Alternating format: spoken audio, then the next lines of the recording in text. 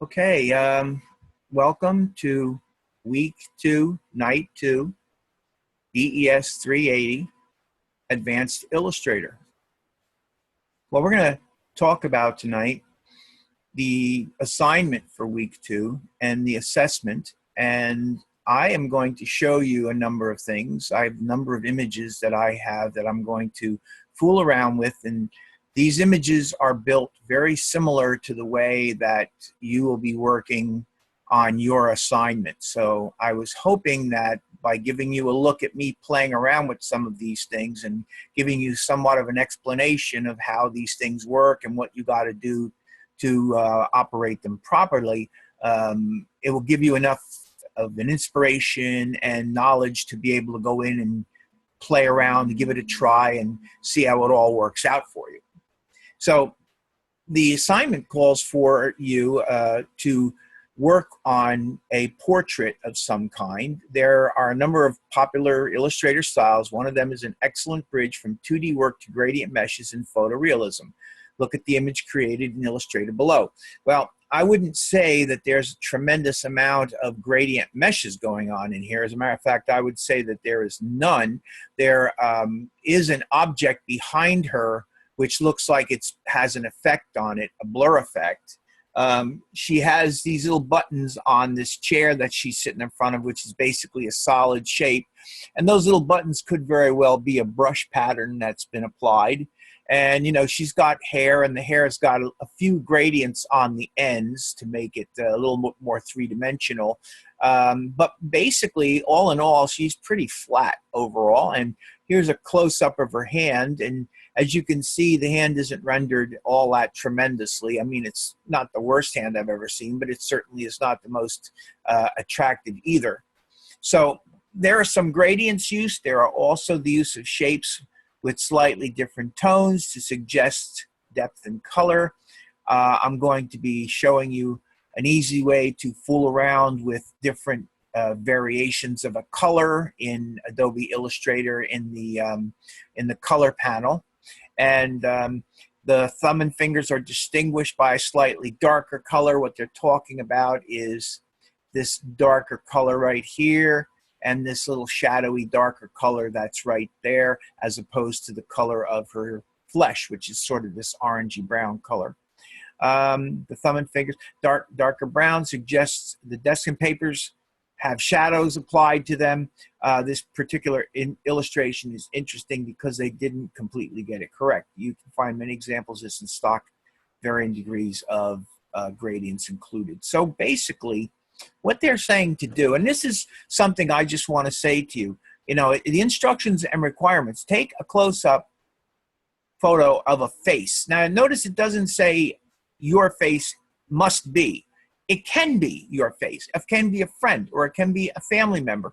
Frankly, I wouldn't care if you took a picture of an animal, which is what I did. I did a picture of a tiger. And as a matter of fact, another thing that I did was I went online and I took a picture of the Wicked Witch of the West from Oz, and I also did a version of the Tin Man, and I also did a version of the Scarecrow.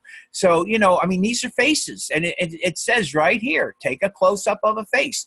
And actually, what I'm saying to you is I'd like to see some creativity. I'd like to see you find something that you would really like to render. And I'd like to see how you go about rendering it. What I'm going to do is I'm going to walk you through a number of pieces that I did, and I'll talk about how I rendered it, and I'll try to give you as best of an idea as I can how I went about it. And I also want to show you a little bit more about meshes, since they were talking about meshes, and I did a little bit of talk about meshes last week. You're going to use Illustrator to create a portrait using only layers and shapes. This is very important. You guys have got to start understanding that there's this great panel in all these programs. It's called the Layers panel.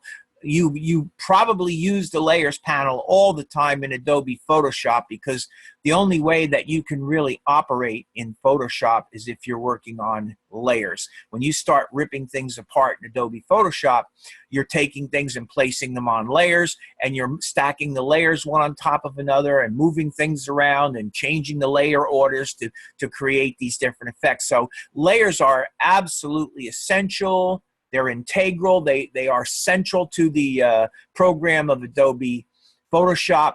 But I just want you to understand that layers are just as important when you're working in Adobe Illustrator and also in Adobe InDesign. I don't know how much you've had experience with InDesign yet, but you can work with layers there, and you can certainly work with layers in Adobe Illustrator, and I absolutely suggest that you start thinking about that and you start doing that. You're going to start off by making basic shapes. This is the bottom line, is everything that you're going to be doing here comes down to creating basic shapes. When you see me work on some of the projects that I'm going to work on tonight, I mean, what I'm doing is I'm creating basic shapes. I'm going to work on a pepper, and I'm going to show you how, a red pepper, and I'm going to show you how I put a mesh on it, a gradient mesh, and I'm going to throw some color onto it to see how that works. What I'm going to do is I'm going to use my pen tool, and I'm going to go in and I'm going to create a shape. And, you know, it's in my opinion, it's the same thing as doing shape for hair or your face, except that I'm just doing a section of a red pepper. It all comes out to be the same thing. And what I'm going to try to do is I'm going to try to make it look three-dimensional, you know, and that's essentially what we're trying to do with you. It's going to be stylistic. Mine is a stylistic look. And if you take a look back up here at the sample they're showing you, both of these are very stylistic. They're not something that I would consider realistic. Mine are similar. If you take a look at my Wicked Witch of the West, it's stylistically similar to this. Okay, mine might be a little bit better rendered than this, but it's similar to this in the style. And it's the same with my Scarecrow. Although my Scarecrow's got more detail, and I think it's a lot more intensely rendered, it's very stylistically similar to this. So, you know, I'm going to show you these things because I want you to see how I would approach it and what I did with it. And then, you know, hopefully by looking at something like this and looking at some of the things that I'm going to go over tonight, you'll feel confident enough that you can go in and you can do this. The bottom line is you're going to be using probably the pen tool quite a bit on this, because that's the best way to draw shapes that aren't just plain, ordinary, standard basic shapes. I mean, I'm not saying there aren't any basic shapes in here. Obviously, this table is made up of several variations of the oval. You know, that's all it is. But the rest of these shapes, I don't think too many of them are all that. Well, these might be rectangular shapes that were laid down there and distorted. That could be, you know. But the bottom line is, you know, you're not going to be doing everything with basic shapes. You're going to be working with the pen tool. I mean, a lot of this drawing that was going on here was done with the pen tool. So you need to be aware of that. So that's basically what you're going to do. And you're going to submit the final project as an Illustrator native file.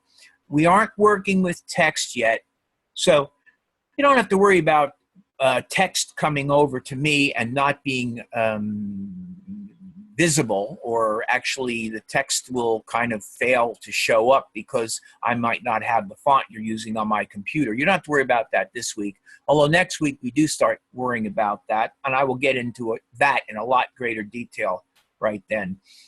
So that you're required to watch or attend the lectures, which you'll do. So that's basically your assignment. And what I'm going to do is I'm going to go to, let's go to the assessment, and I'll just read you through that. We might as well just look at that too and get it over with. The assessment, week 2 assessment. Okay, for this assessment, take the project you created this week. So basically what you're going to do is you're going to create your assignment, and then you're going to duplicate your assignment. When you finish the assignment, when you feel you finished the assignment, what you're going to do is you're going to duplicate it. And then you're going to go back into it and use blending options to smooth out the look. So one of the things that I'm going to be working with tonight is when you take a look at my my Wizard of Oz images, the witch and my Tin Man, you're going to see exactly what they're talking about here, where I've actually taken and I've used blending options, and I've also used gradients to create the look of the materials and the body of the witch. And this is the kind of stuff that they want you to experiment with in your assessment. And just keep in mind that while these are both projects and they both count as projects, what we're really hoping will happen is you'll go in and you'll experiment and you'll play with these things and you'll begin to learn more about them by this experimentation. I'll show you a few things as the night progresses, and hopefully that will help you to go in and do this. Try different blending options, and again, we got blend modes on this. I'll show you about blend modes. You also have levels of transparency that you can employ as well. The final project, once again, should be submitted in Illustrator format. You want this to be an abstract. You want this to be an abstracted departure from your assignment. So have fun. See, it's even telling you there. And I mean, I didn't write this. This is what they give you in the course. They have fun, explore the options, and see what might be possible. Well, I'm going to show you some of the things that are possible because I'm going to show you some of the things that I did. Now, of course, I've been working with these programs a great deal longer than you have, so I don't expect you guys to go nuts, but I know one of you, and I'm not exactly sure which one at this moment, one of you had a pretty darn nice looking guitar. So that tells me, and as a matter of fact, if I can, next week I'm going to pull out a couple of guitars that I made, because I actually at one point made several guitars, and now that I think about it, I should probably bring them out and show them to you next week. So yeah, so if you're able to make that guitar, I think you should be able to do what we're looking for you to do here, okay? So there's our assignment, there's our assessment, that's basically what it is. What I'm going to do is I'm going to go into Illustrator and I'm going to start playing around with some stuff, and this is just kind of like random things that I think relate to what we're working on. Are they exactly what we're working on? Yes, they kind of are. I mean, I may not be doing a portrait of myself, but there is the Wicked Witch of the West. She definitely is a character. The Tin Man is a character. I'm also going to show you, I'm going to work a little bit on a red pepper, which is kind of a realistic looking thing. I'm also going to work on a tomato, and I'm also going to show you how I rendered a tiger. You know, and you could, if you want, you could get an animal. I also want to show you a kind of interesting trick that I've discovered works very well. All right, so I'm going to go into Illustrator, and first thing that I want to do is I want to show you my tomato. So there's my tomato, and as you can see, this is what the tomato looks like when I view it. I'm going to go to view. This is the preview, okay? This is the outline, okay? So what you're looking at here is you're looking at all the lines. I'm going to click on this and drag it over so that I can show you something. Okay, so this is a mesh. What this is basically is this is just that basic shape. You see that basic shape? That line right there? That's the basic shape of my tomato. And what I did was I went over here and I took the mesh tool and I applied these lines one at a time using the mesh tool, these lines. Each one of those little lines were applied using the mesh tool. And then once, and there are different sections to this. There's like the back section of the tomato, there's the front face of the tomato, there's the right side, there's the left side. Each one of these things you can see as I pull it apart, each one of them has its own series of mesh lines on it. You know, these are the backs, this is the other back, see? And this is a shadow underneath the bottom. Now, if I go into View, GPU Preview, that's what you see. And I mean, you get a sense of three-dimensional quality this way, but you certainly don't get anywhere near the quality of three-dimensional that you get. I'm going to go file revert, and I'm going to revert this back. And there it is. That's it all put back together again. So it's amazing what you can do with a mesh. This is the front part of the mesh. And basically what you do is you take this mesh and you select it, and you come in here with the mesh tool, and then you come in and you click on any one of these little points in here. Now, like I say, you have to put these lines on. Each one of these lines are separate. I just want to show you. One of the things that we talked about just a few minutes ago was the concept of layers and how important layers are. So I really want to drive this home by showing you how I utilize layers on this particular project. Some of my projects I didn't use layers on. Some of them I did. This one I did. So here is the front. This is my front layer, and if I hide that, that's what happens. Here's my right side. If I hide that layer, that's what happens. There's my left side. If I hide that layer, that's what I get.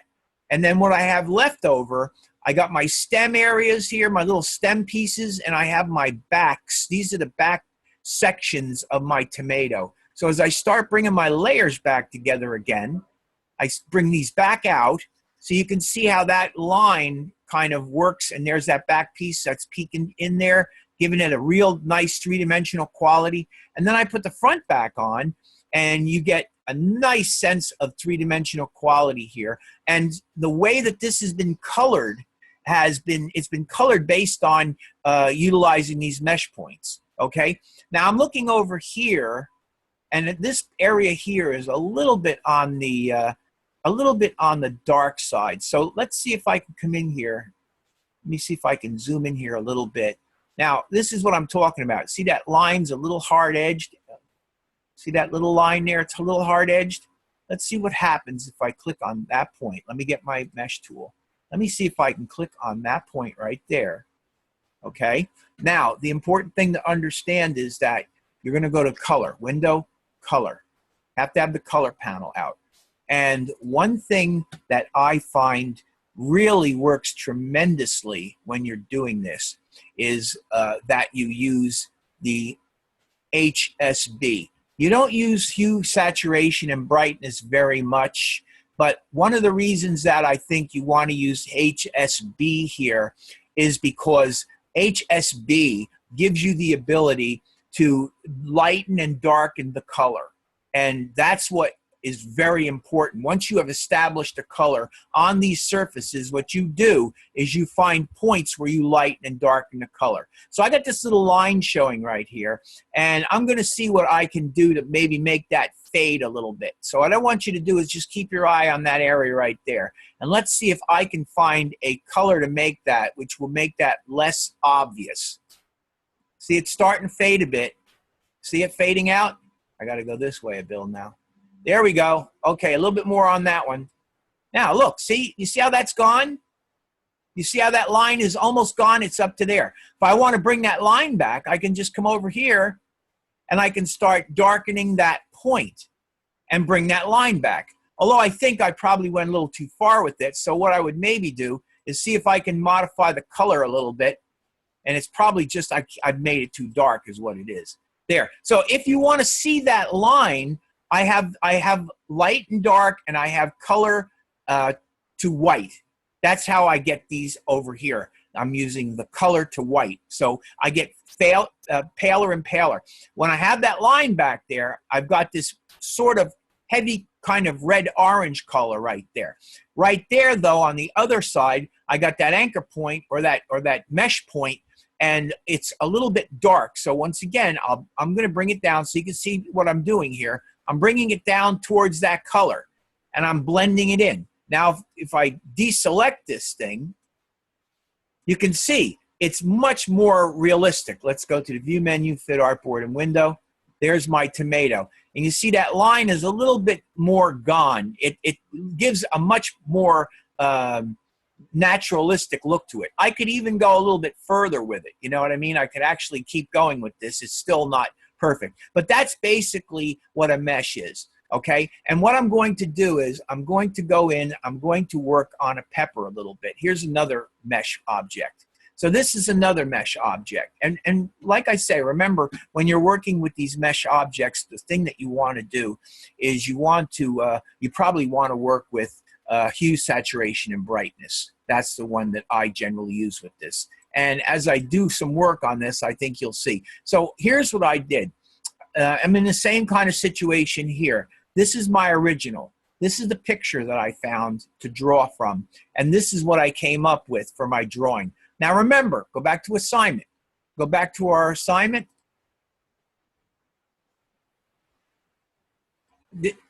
Hold on. Here we go. This is what we're looking for. Okay? This is what we're looking for. We're looking for something like this. Okay? So if you take a look at mine, mine looks fairly natural, but it still has a kind of a drawing quality to it. It's kind of got an artistic quality to it. Anybody looks at this would know it's a pepper. I mean, there's no doubt about that. But at the same time, this is a photograph of a pepper. This looks like an illustration of a pepper. And that's what I'm going for. So, you know, again, it all depends on what you're trying to get. So what I wanted to do, and I actually will show you, I'm going to hide the highlights. And this is also done on layers. So you see I got my pepper back.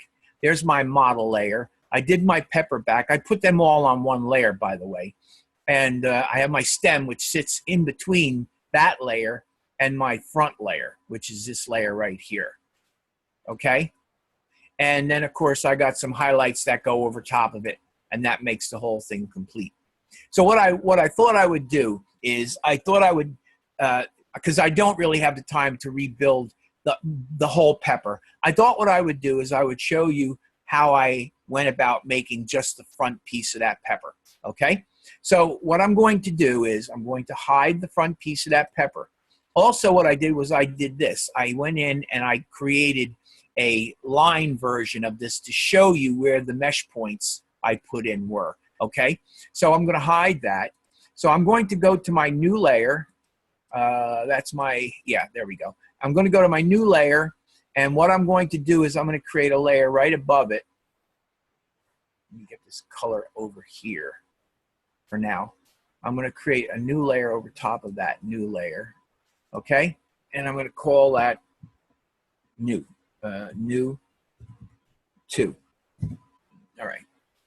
Now, what I'm going to do is I'm going to get the pen tool, and I'm going to come in here. This layer here, just to make sure it's locked. See, what I've done is I've locked all my layers, and I've hidden that layer right there that's showing me those mesh lines. I've hidden them for the time being. I'll bring that back later. So everything's hidden, okay? All hidden, and the background layer is going to be the model layer is showing, and it's locked. The reason I got this showing is because I'm actually going to show you how I go about tracing this. This is where you use your own creative imagination on this thing, okay? So I'm going to come in here with my pen tool, and I make sure I'm on my new 2 layer, and I make sure it's showing. So now I got my pen showing, so I'm going to click to place my first anchor point. So I just decided to start here. Doesn't matter where you start, I just happen to start here. So I'm going to come over to, oh, let's say I'll come to about there. All right, I can go a little bit further if I want, but I think that's probably pretty good. And what I'm going to do is I'm going to try to draw a shape that sort of suggests the shape that I'm going for, and that's pretty good. By the way, I'm going to double click this for a second, and then I'm going to get out of here, and I'm going to change that to a white stroke. And the reason I'm changing it to a white stroke is because it's against red, and I want to be able to see it. And this is also very important when you're drawing something, okay? I've drawn this line segment here. Very important for you to understand this. It's very easy to continue working on that line segment. All you need to do, and I'm going to, if you remember from last night, there's the pen tool, the add anchor point, the delete anchor point, and the convert anchor point. But it also tears out. There's this little tear out on the end. So if you sit on top of the tear out and then let go of your mouse, this tears out. So I've now got my pen tool again. Now what I'm going to do is, this line segment is deselected. I've got an anchor point there, and I got an anchor point there. I'm going to click on that anchor point. And now do you see my little control handle come back out? Well, that means that my points are now connected again. So now what I got to do is I'm just going to continue going around here, and I'm going to continue drawing my shape. And again, it doesn't have to be 100% exact. It can be, it's got to be close. And another thing is, if you're not crazy about where the thing's going, what you can do is hold the space bar down and look at, I can move that point around. See, if I hold the space bar, I'm holding the space bar down, I'm moving that anchor point. So that's something that you should know about. And I've moved that anchor point up a little bit, and now I'm letting go of the space bar, and I can continue playing with that line, and that's probably good enough right there. Now, if I go over in this direction here and click, I can drag this thing a little tiny bit, and that's probably pretty good. And if I come over here, I want to come around in this general direction here. So I could come to about here and click, and then I can drag this thing, and I can get something similar to that, okay? And I'm going to double click this for a second because I just want you to see, okay? You can compare what I'm doing here to what I have over here. You can see that this one's a little bit different than this one, but really it doesn't matter. I mean, it's still going to be believable. It'll still work virtually the same way, okay? There's more than enough of these background shapes to cover that, so I'd be good. Just pointing out, though, you can see how there's a little difference between them.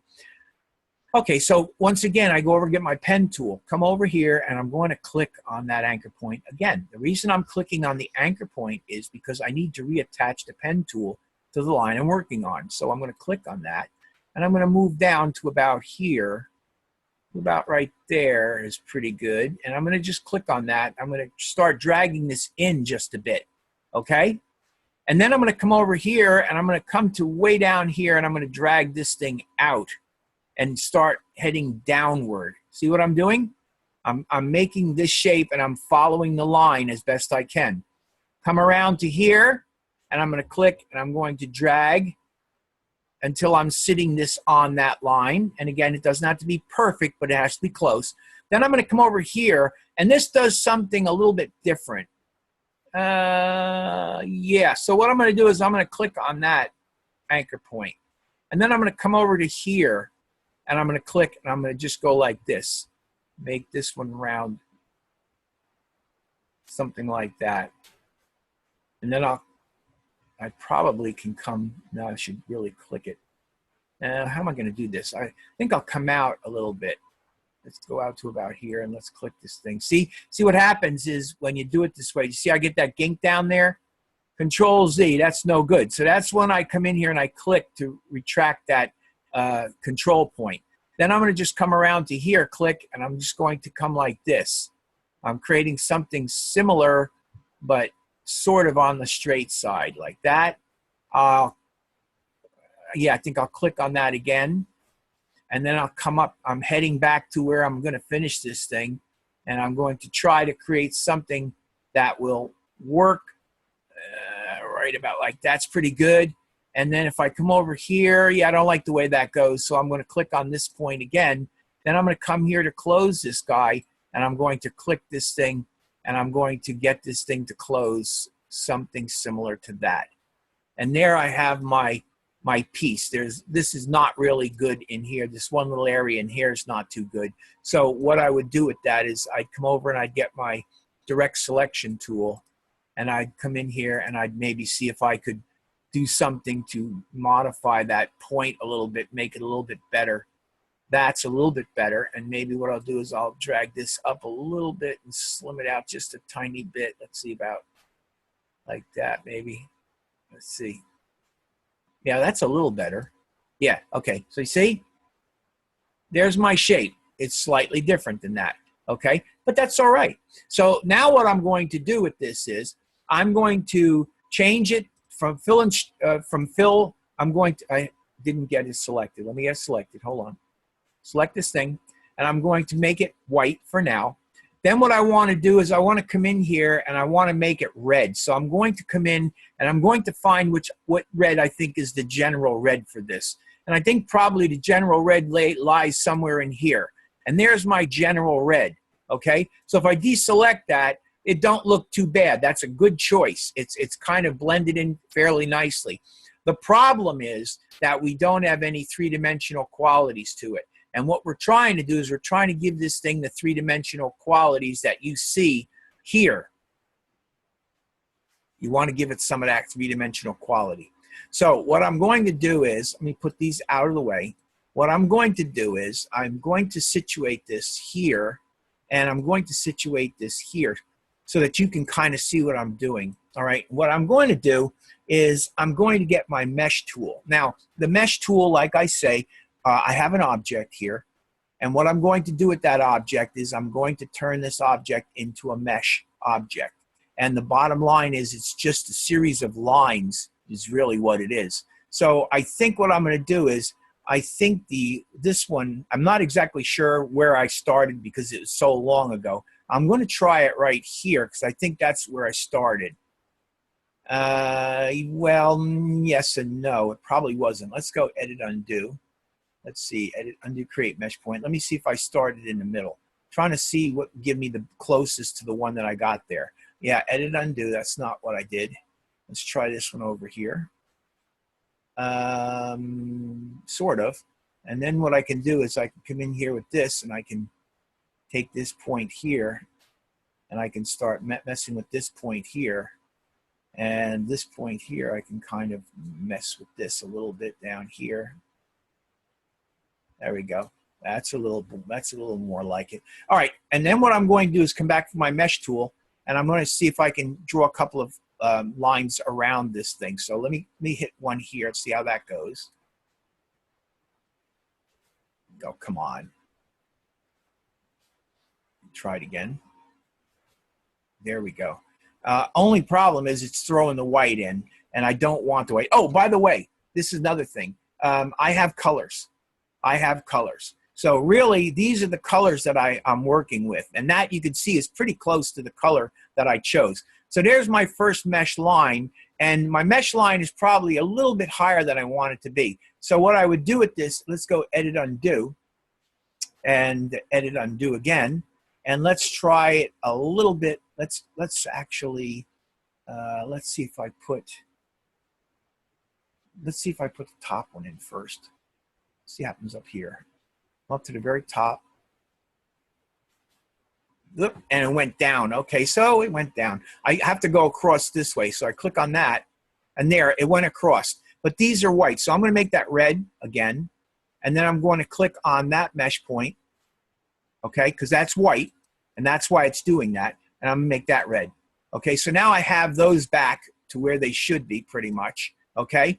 And there's my mesh line. See, it's starting to begin to look a little bit more like it. I can take these points if I want. I can take these points if I want, and I can drag those points around a little bit. So you see, I can make that point go up a little higher. See? I can move it in this direction if I want. And I can also play around with the curvatures of it a little bit. So if I want, I can do that. There we go, dipping it around a little bit. This one here, I can drag over a little bit like that. Okay, so this is what it is. And these mesh points are ultimately what I'm going to start putting color on. So let's see if I can pop one down the middle. If I come down the middle here, right about here, let's see what we get. Let's try this. There we go. Okay, good. All right, so there's that one. Let me draw a couple across the middle here. Let's draw one in around here, let's say. That's not too bad. Let's try one here. And let's try one here. Okay, so there we have them. And what I can do with these, like I said, is I can move them around. I can drag them around. Whoops. Undo. And if that happens, you just basically reconnect with your mesh tool and you can just drag these things around. So I can drag this thing like this, and I can drag this thing like this. See? And I can drag this guy up a little bit as well.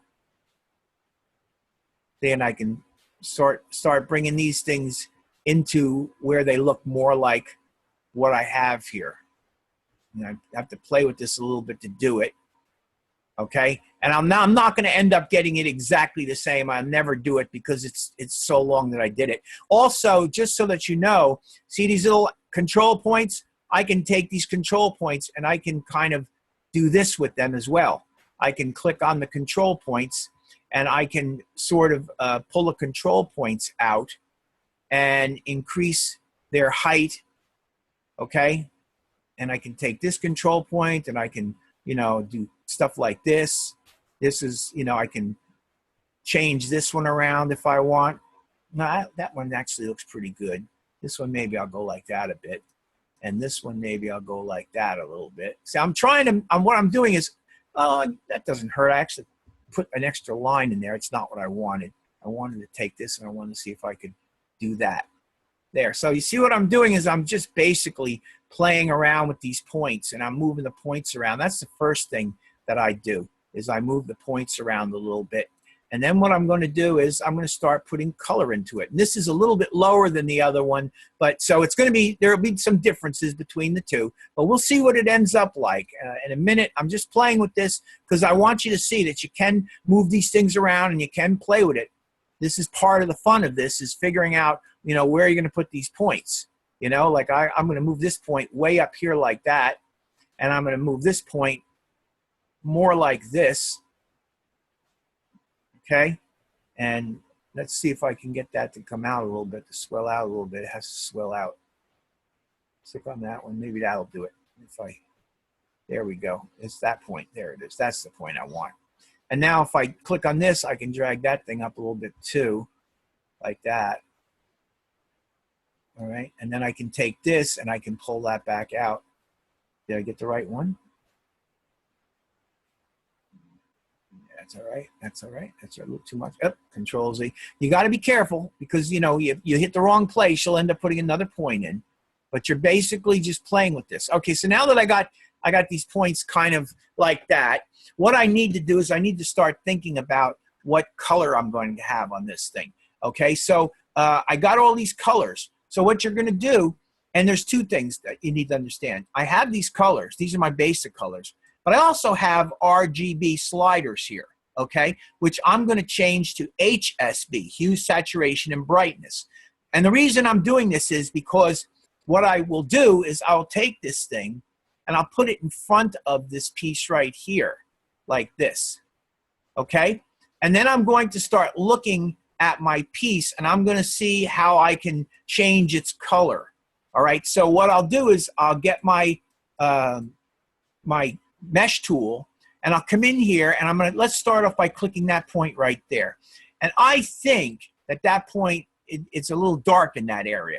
So what I can do here is, now this is going to make it light. If I want to put a highlight in there, I click and I drag it this way and you see how it goes white, it gets to be like a highlight. That's not what I want. So I'll drag it back over here. And what I want to be is a little darker. So I'm going to start dragging it over, and you see how it gets a little darker. Then I'm going to come over here, and I'm going to drag this one out and make that a little bit darker too. Okay, I want it even darker. Okay, and then I want this one here. I don't want the extra line. I want this one here, and I'm going to come in here, and I'm going to make that one a little bit darker too. So you see what's happening now, and I'll deselect this so that you can see it. See how I'm beginning to build? Let's see if I have my other one showing. The pepper's there. There's my pepper. So you see how mine is beginning to shape up? All right. And as a matter of fact, I think what I need to do here is I need to come down to the bottom and click on this guy right here. And I need to darken that as well. There you go. So you see how that's darkening? And I think what I also need to do is come over here and I need to click on that one and I need to darken that one as well. There we go. That's what I'm looking for. Okay. Then what I'm doing is I'm looking around here and I'm seeing what's going on around here. And I think probably this guy here probably should come down and over like that a bit. And it should start getting a little bit darker as well. And this guy up here, we might take that one down. We may move it over here more like this. And we may start making that one a little bit lighter. Okay.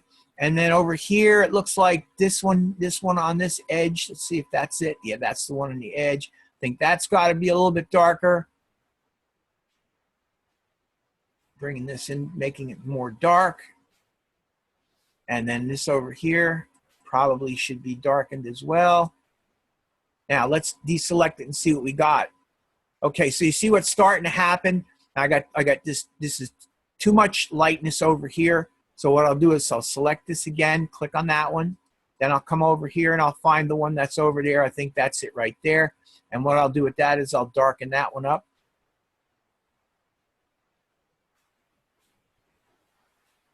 It's the wrong one. It's going the wrong way. So what I need to do is the one below it probably. There we go. Let's try that one.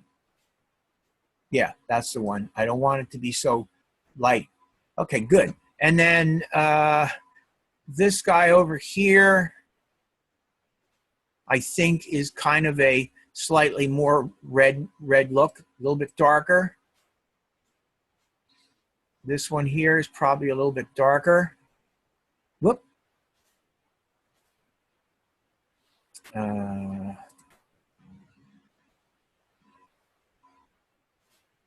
we go. This one probably should lighten up a little bit. This guy here maybe will lighten up a little bit. This guy here, let's see. Let's see what we got going over here. So this guy here also I think goes a little bit darker. Yeah. Now let's take a look at it and see what we got. See how this is beginning to, see how it's just beginning to now take shape. This is something that I worked on for a while. So this is not something that I'm going to get completely done tonight. And I'm not even going to attempt to do that. I'm simply trying to give you an idea of how this works. Okay, so you come in here and you're going to pick these colors. Another thing you can do is you can come in here and you can pick that kind of a color like that. That's too much. You come back in and look for a color like that. Too much, look for a color like that. Okay, so what you're doing is you're grossly coloring this thing in a slightly heavier handed way. There you go. And that's going to help. Let's see what we do with this. I think this one will go back to HSB and lighten it up. Yeah, okay. And then this one here, I think we want to go to a darker orange color. Let's see what that looks like. Okay, so you see what you're doing is you're just coming in here and you're changing the colors on all these things. Now, if I hold this thing, bring this thing over to the right here, I can kind of get a sense of what's going on this reality and on this in reality. So what I think this needs to do is this needs to go a little bit darker in here. So let me get this mesh in here and let's try first a darker color. Too much. Let's go back to lighter color. Not bad, a little bit lighter. Yeah, I think that might be okay. All right, that might be all right. So I move this thing out of the way. Let me get this thing out of the way. Why is this? Is it locked? Let me see. Hold on. Is it locked? Yeah, it is locked. There we go. Okay, so we're back on this. Let me get my mesh tool. Okay, so I'm just going to keep working on this. Now I notice that this area down here starts getting somewhat white. So I think what I'm going to do here is I'm going to click on that point and I'll come in here and I'll take my lightness slider and I'll start bringing my lightness slider over to increase the white in this area right here. Okay, and I'll probably hit this area here also with the white like that. See, I'm trying to mirror the look here, trying to make this look right. And maybe this one over here, let's try a little bit lighter with that as well. Yeah, it's a little bit, but it's very hard to, that particular one is pretty hard. Now this one goes a little bit light too here. So we're going to lighten that one up a little bit as well. Yeah, and then this one actually is also a little bit on the lighter side. So let's make that a little bit lighter. And I think it gets a little bit lighter over in here. So we'll bring that down too. See? And maybe what you might want to do here is create another line in here. Okay? Control Z. I don't want two of them. I just want one there. Yeah, there we go. All right, and now that color right there, I'm going to apply a color to that color. There we go. All right, and then maybe after I've done that, I can come in here and I can lighten that up. See? There we go. And then maybe, let's see, maybe what I'll do is I'll put another one across here. Yeah, and then I can come in and I can also add that color, and then I can lighten that color up as well. See? And what I'm doing is I'm trying to approximate what I'm seeing here. So if I take this thing and sit it over in front of that, see how it begins to look sort of like it? I still have some darkness going on here, which has to be adjusted, and this is way too light. So I'd have to go in and work on these a little bit more. You know, like I'd click on this guy right here, and I'd bring this down and make it lighter so that it matches that. And I think this one probably is a little too dark as well. Let's make that a little lighter too. And let's see what we got. Yeah, see, it's starting to get better. Okay, so that means this one here might be a little bit off. Then this is really just a matter of playing with these points, playing around with the color of the points. That's really what it is. And it is a lot of fun. I mean, it is some work. You have to actually put some time and effort into this thing. But it is a lot of fun. So let's see here. Let's see if I can get this one back in line. That one should probably be just a little bit lighter as well. A little bit more. That's it. And you want to be careful when you do this. You don't want to overwhelm all of them. You want them to sort of blend into one another, you know. Now, some of these edges get a little bit harsh. So what you'll do is you'll go in and you'll modify the colors in that area, okay? And maybe come in and brighten that back up so it's not quite as dark. And this one here, let's see, maybe move that over a little bit. Let's see what we got. Okay, so this one's still here. There's still funniness going on over there. I'll see if I can fix that. That one should be coming in like this. That should come in like this. There we go. And let's change that color from something light to something dark. There we go. Let's see what that looks like. Let me see what that looks like now. That's a little bit better. This guy here is a little bit dark, okay? So that means that what I would do is come over here with my mesh tool and click on that point. And what I would do is I would, you know, lighten that up a little bit. You know, it's a little too dark, you lighten it back up.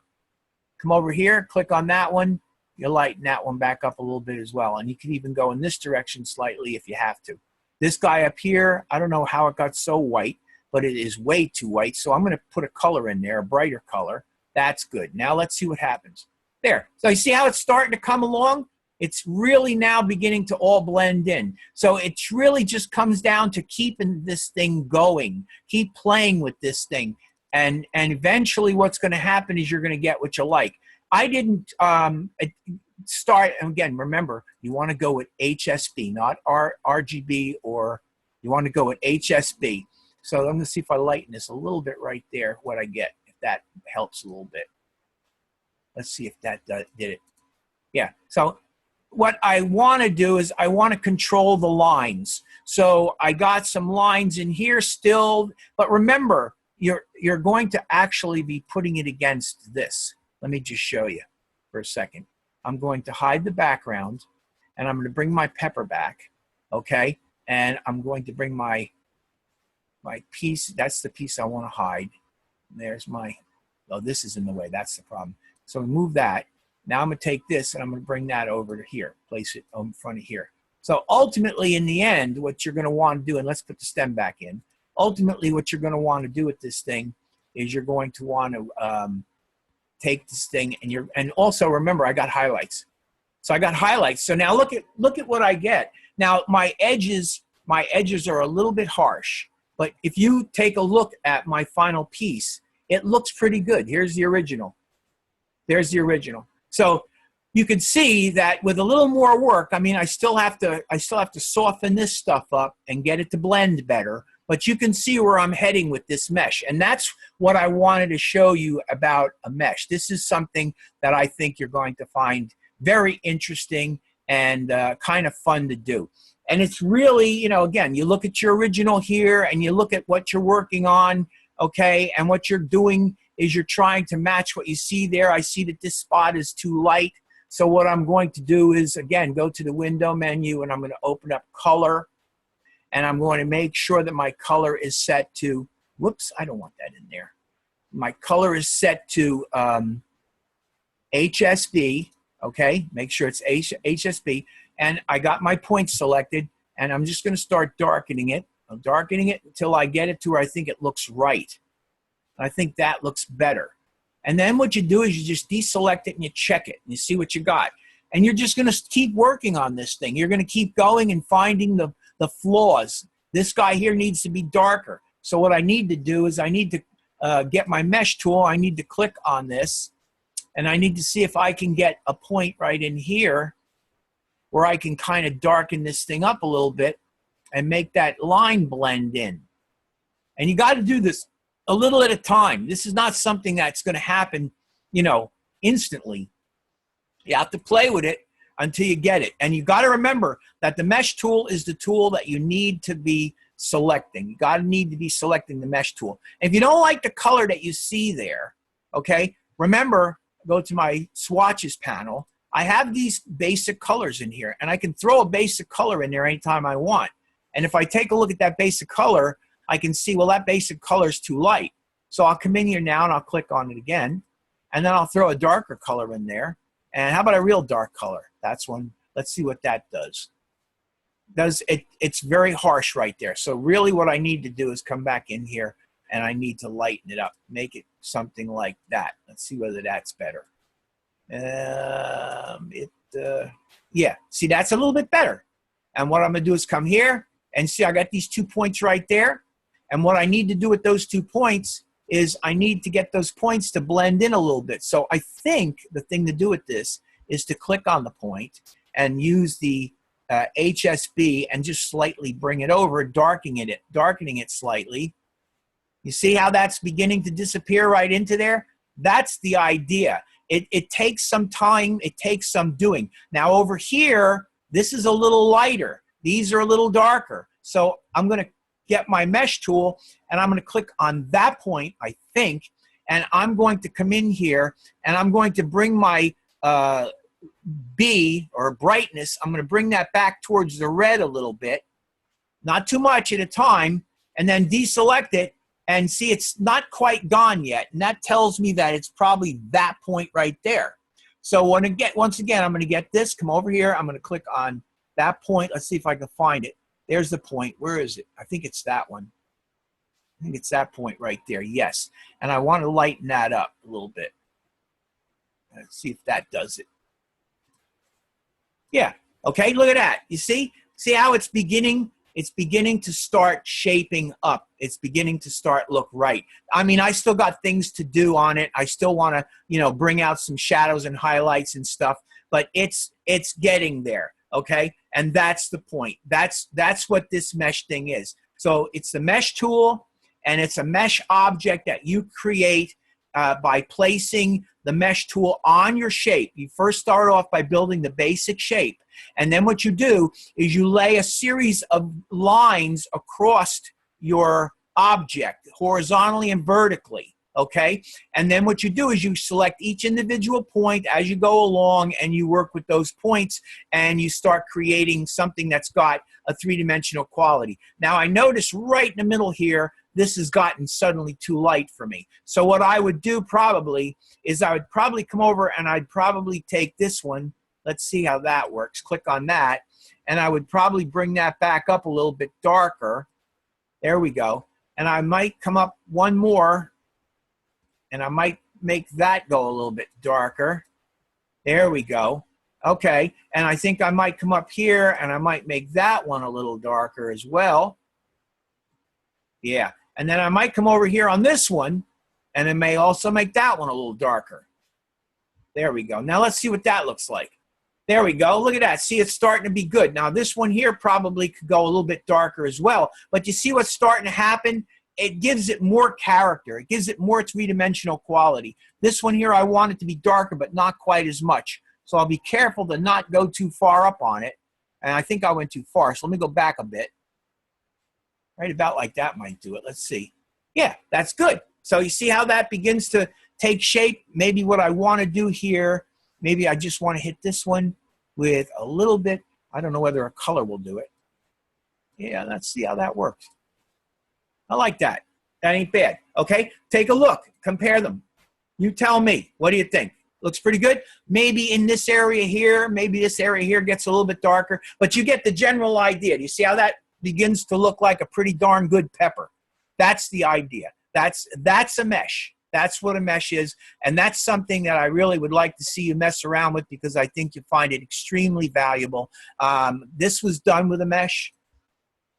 The red pepper, the did I put it away? The tomato. I don't know where the tomato went. I guess I can't see it because it's blocked. The tomato, there it is. That was done with a mesh. Okay. So those are mesh. Now, what we are going to work on next is I'm going to work on my tigers. This is my tiger, okay? And this is more in keeping with what you're being asked to do in your assignment. I actually took a picture of a tiger, and you'll see it on the next piece of art. I actually took a picture I found online of a tiger, and I brought it in, and I rendered it. And again, I just want you to go to the View menu and go to Preview and CPU, and look at the tiger. I mean, it doesn't look as realistic as this.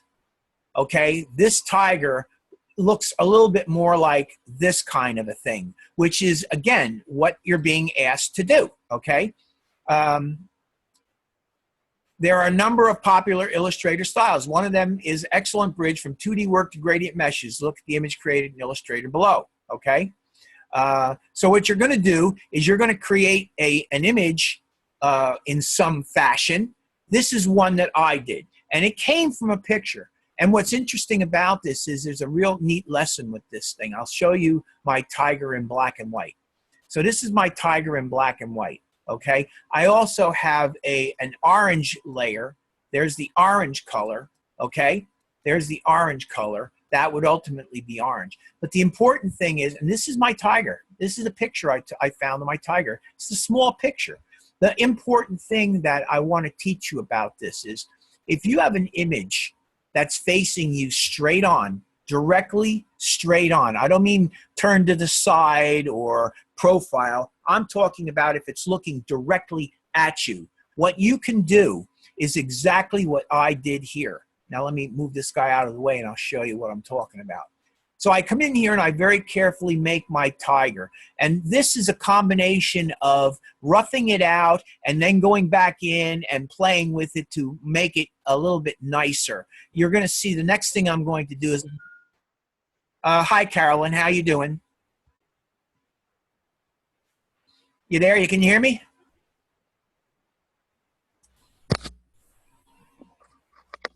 Hello? Hi, are you here? Yep, I'm here. How are you? Is class already started? Lecture? Oh, yeah. Yeah, I'm halfway through it. Oh, I'm sorry. No, Okay. it's fine. It's fine. I thought it started at, 5, Yeah, 5 to 7. which I thought, if that's mountain time. Mountain time. 5 o'clock mountain time to 7. And I'm in New Jersey. What did I start it at? I started at 7 o'clock. Yeah, I started at 7. That's right. Okay, and I'm Eastern time, so it should have started at 8 my time. No, 5 to 6 to 7. It's 2 hours. Okay. Okay, I missed something. Okay. That's all right. It's no big deal. I'm in the middle. What I did, let me just quickly go back and show you. You can see what I did. I explained what the assignments are. Then what I did was because they were talking about meshes, okay? And it's not like they were saying you have to do meshes, but they were talking about meshes. So I thought, you might. Do you know anything about meshes? A little bit, yes. A very little bit. So what I did basically was I demonstrated this. I'm not going to go through it again because you could see. I'm just quickly showing. Yeah, no, I can go back and listen to it. Yeah. I just want you to know I am going to get caught up. I got through that hearing and everything went really well yesterday. Oh, good. I'm glad to hear that. Yep, I was just real exhausted last night and stuff, and so. Okay. So here's what I did that you're going to come and you're going to see. See that right there? Uh-huh. I built that tonight. Right. Right, this piece right here. I built this piece right there. Okay. Cool. Uh-huh. And I showed how it was done. So basically, when you come back later on, you can watch me work with this mesh object that you see right here to create that thing right there, that piece of that pepper. Okay. The original pepper, I'll hide mine. This was the original pepper. This is what I started out with. So I built this one. It's actually beneath it. You know what? Hold on, let me drag that up above it. There we go. There's the new one I did. There's the old one I did. So the old one's a little bit different. The new one's a little bit different. See what I mean?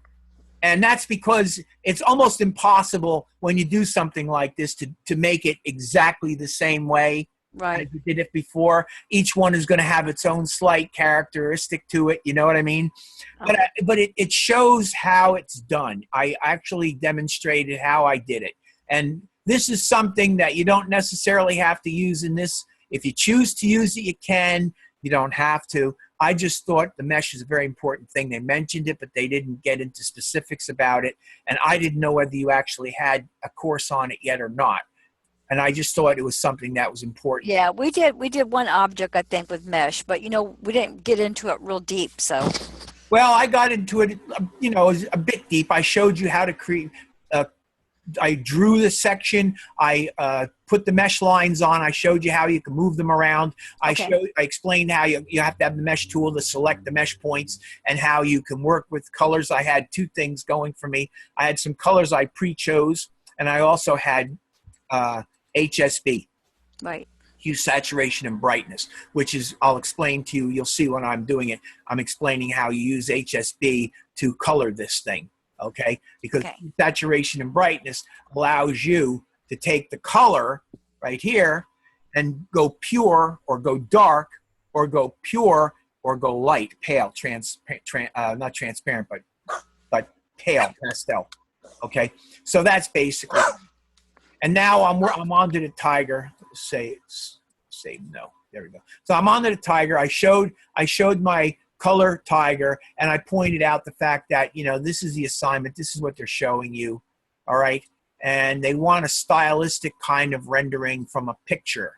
That's what it's telling you. Take a close up of a face. It can be your friend, yourself, or a family member. The demonstration pieces that I'm showing are a tiger, and I'm showing the Wicked Witch of the West, and I'm showing you the Scarecrow from the Wizard of Oz. So those are my images, and they came from photos. So just so that you understand, I actually drew them from photos. So, right. Okay. Yeah. Now, the reason I'm saying this and I'm being so specific to talk about this is because that's what the assignment is. And it doesn't specify that you can't come up with anything like this. So I'm saying to you, feel free to use some creativity and come up with something interesting or come up with something that you like. You know, I would prefer if you kept it to be some sort of an animal or some sort of a person. I'd like to do an animal, actually, maybe like a bear, a head of a bear. Well, you could try it. I've made a bunch of different animals. Right. This is my tiger. Right. And the reason I'm showing you this is because if you take a look at the kind of character of this, it's stylized. My tiger is stylized. Right. It's more realistic, but it's still stylized. And that's the key. Okay. So that's my color version. That's my final thing. The black tiger is where I was at next. This is, I have layers. And this, another thing I talked about that's very important for you to understand is that you should start working with layers. Very important to work with layers. No, yeah, I use layers. I love layers. Okay, so make sure that you use layers and you understand that layers are for grouping like objects. So on this particular thing, I've created an area for color for his eye. See? So I'm going to have color go in his eye. And then I got a nose area, which is going to get a color. And I have the orange for the overall background. So each one of these gets their own unique colors. The background for the orange and the eye and the nose. And then all the black is on this layer. Now, one of the things that I wanted to show you that's a great trick. When you're working with an image of a face or an object that's looking straight on at you, and I mean like dead straight on, the most important thing for you to understand is that you usually can get away with only drawing half of it. Because if you draw half of it nicely, what you can do is, see how I got it all grouped? Right. Okay, what I can do is I can go to this here, to the reflect tool, bring the reflect tool out, okay? And I can reflect it, and then I can copy it. Right. And now I've got a copy of that tiger's face. If I hold the shift key and I bring it over like this, I have my tiger. I've drawn the entire face of the tiger. I got to get it right on that line. There we go, too far. Let's go back a little bit. I go back, and there's my tiger. Right. And So that's what I can do with my bear head then. Yeah. Well, that's why I'm showing you this, because this is a neat trick. I mean, it looks pretty darn good, and it's only half the amount of work. Right. So it's very important that you understand some of these little tricks, because it really makes the difference. Oh yeah, time is. I mean, that guitar that I did that you can't see it. I'm not even for sure if that was my best guitars. I think I did 2 of them. Yeah. It took me days, but if I knew some shortcuts, it would have helped. Yeah. Oh, I did a whole series of them. One of the things I said earlier is I'm going to try to go and see whether I can find one of my tigers, and I'm not my tigers, my guitars. I'll see if I can find some of the guitars that I did bring out. I'm going to tell you right now that if I can find my guitars, you're going to be surprised. They look very similar to the one that you did. Right. Well, Yeah. I wrote to Mr. I forgot his name now. Was it James? I can't remember his name. He was my teacher at the time, and he said he didn't have it anymore, because I asked him if he may have happened to have my guitar in the AI file. Oh, the original AI file. Right. Yeah, he didn't have it. Yeah, that's why it's always a good idea to keep these things. I have it. It's just that it's somewhere, and I'm not exactly sure where it is. I have them, but they're somewhere. I'm not exactly sure where it is. Right. Well, I have one tower sitting here that crashed on me, and that may be where my AI file is. So anyway, what I'm going to do is, let's see what we got here. Tin Man. Okay, before I do this though, I have Tiger Start. Okay, this is my Tiger Start, and again, I have a trace layer. There's my object that I'm tracing, and this is where I'm beginning to draw the tiger. And what I generally do is I generally turn the tiger on, and then what I'll do is I'll come in here and I'll get in on it fairly close. And there's a couple of tools. I use the blob tool. I generally use the blob tool. And what I do is I just start drawing. I start, sort of filling in, all right? And I just try to fill it in as good as I can, and because I figure later on what I'll do is I'll come back in and I'll modify it. What I mean, I don't know what the blob tool is. I've never used that. It's a painting tool. It's okay. It's a paintbrush tool, but it's the blob brush tool. Now, what's nice about the blob is that it actually, you see how it's creating one shape? Right. Now, that's a deselected object. With the blob tool, I can come in and I can continue painting. And what it's doing is it's building right on that shape. Look, right. So it's actually building, and they're not separate. If I take the brush tool, what I don't like about the brush tool is if I draw, right. Well, it's too big in the first place. Let me make right. Is that what he used on that peanut butter and jelly sandwich? He did a good job on that. He probably used the blob tool. Yeah, it looks pretty good. Yeah, see, the problem with the paintbrush tool, let's see if I can show this. I think these things are separate objects.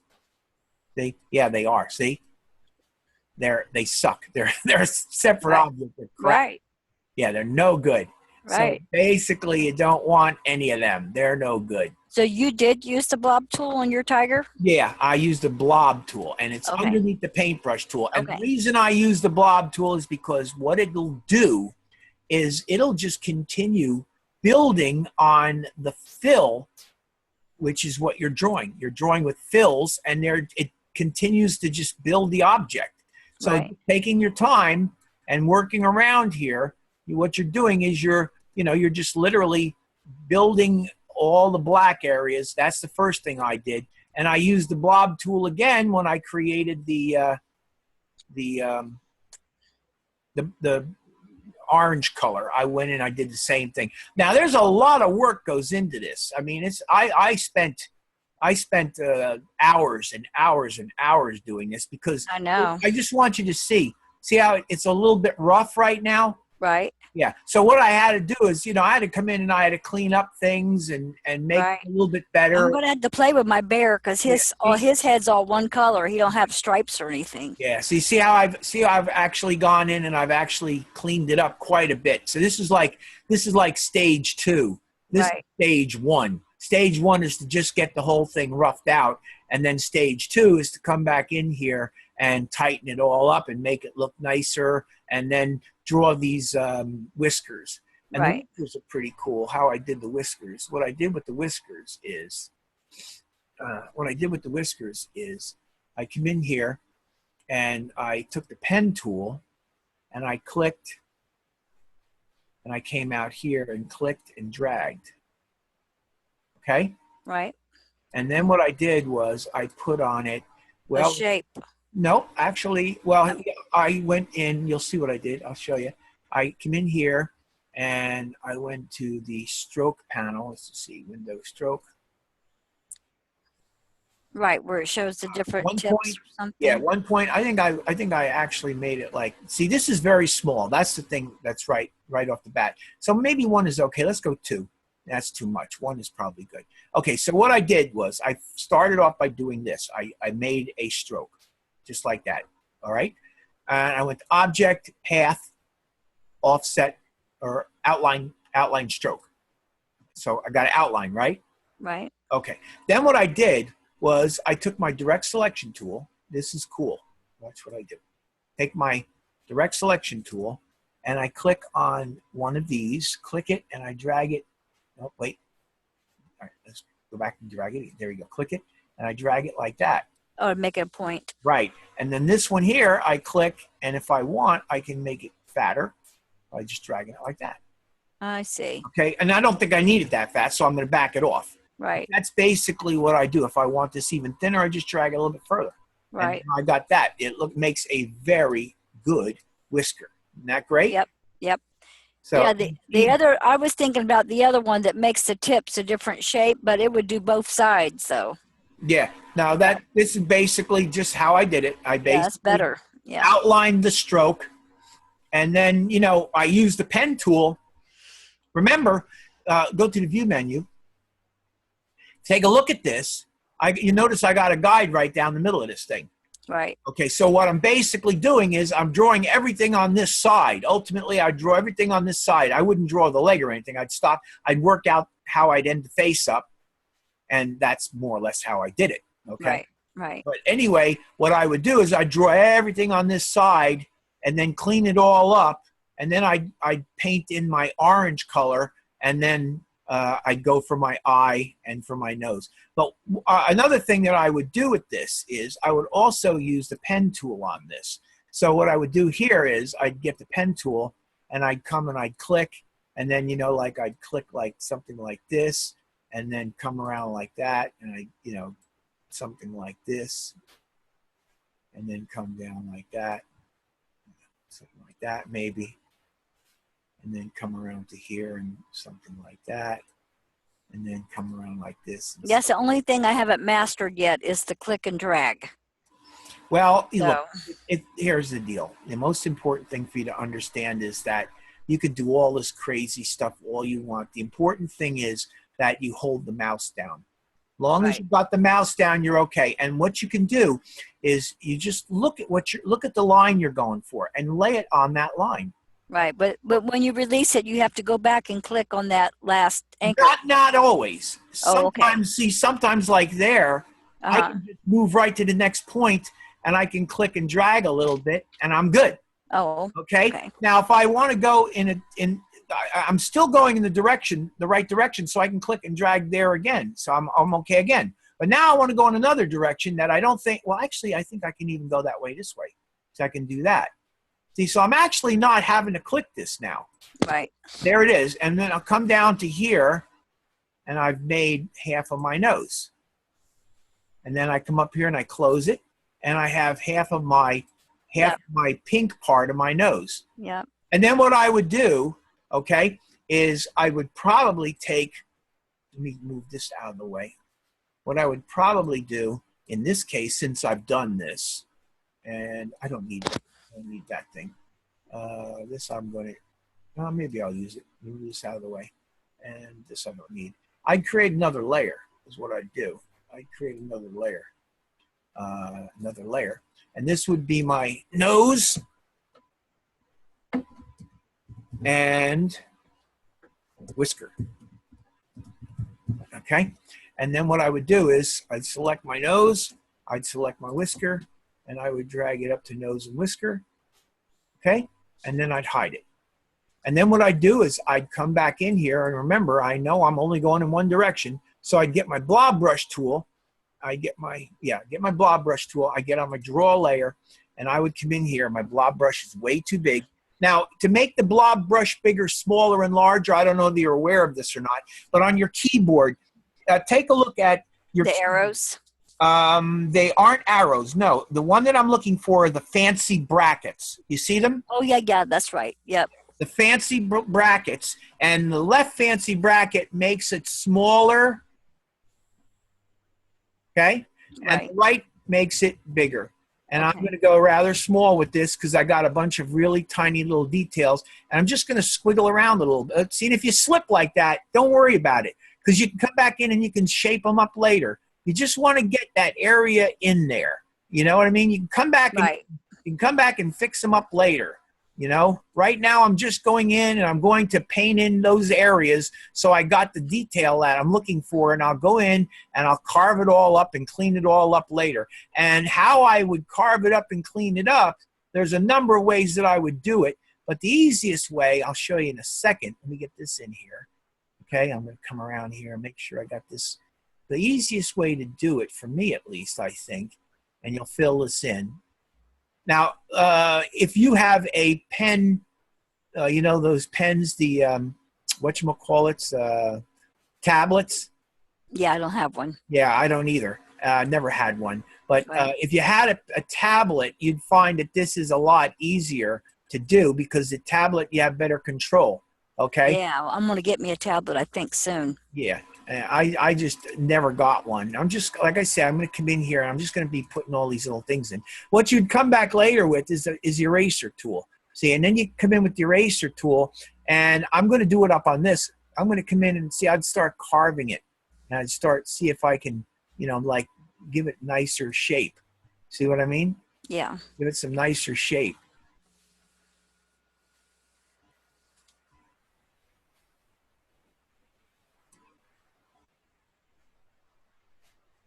See? Yep. And just, you know, keep playing with it. And if you cut too much off, you just put some back in. See, like there, I look at that and I see there's some missing there. So I'd come in and I'd just paint more in here. Yeah, I'm going to practice that blob tool now because I've never used it before. Now, the blob tool is really good because, again, it's what the paintbrush should really do. See, the paintbrush, what I'm very disappointed, always been disappointed with the paintbrush because it does this. And then what it does is it creates a path. Right. You know, it doesn't create a shape. It creates a path. And paths are a pain in the neck, especially when you're creating a bunch of them. See this, that's a fill. Right. Like something you can really work with. This is, if I wanted to work with this, I would have to take it and I'd have to go object, path, right, outline, stroke. Yeah. And now I got the same thing as I got over here. But, you know, so that's why I genuinely prefer to work with the blob brush, you know.